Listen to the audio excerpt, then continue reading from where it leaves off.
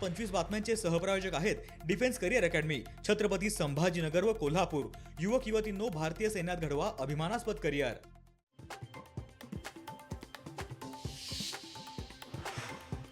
राज्यात वाहन चालक चाचणी प्रक्रिया अधिक कठोर, अपघात रोखण्यासाठी परिवहन आयुक्त कार्यालयाकडून चाचणीसाठी नवे निर्देश जारी।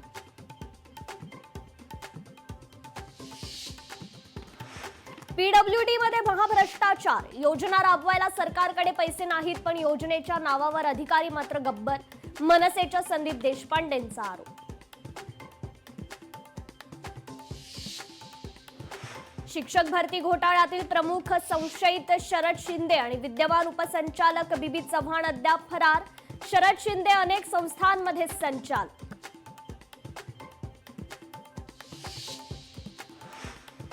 नाशिक जिल्हा परिषदेमधील 614 दिव्यांग अधिकारी कर्मचाऱ्यांची दिव्यांगता तपासली जाणार, तपासणी मुंबईतील केईएम रुग्णालयात करण्यात येणार।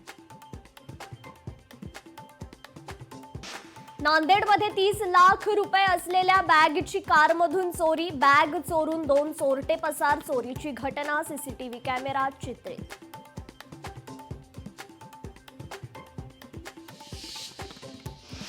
बुलढाण्यात शेतीच्या वादातून घरात घुसून दाम्पत्याला मारहाण, पोलीस पाटलांसह 9 जणांनी केली मारहाण, पोलीस पाटलांमुळे आरोपींवर कारवाई न केल्याचा आरोप।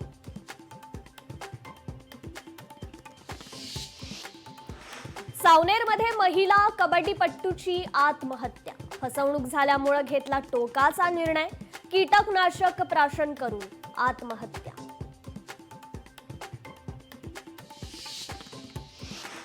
बुलढाण्यात घरगुती वादातून पतीने केली पत्नीची हत्या, पत्नीवर झोपेत कुऱ्हाडीनं वार करून हत्या, आरोपी पतीला पोलिसांकडून अटक।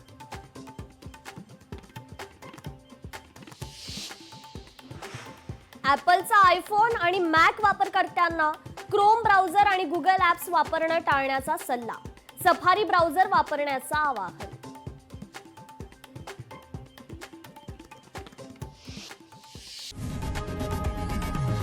लोकशाही मराठी ऐका, पहा, जागरूक रहा।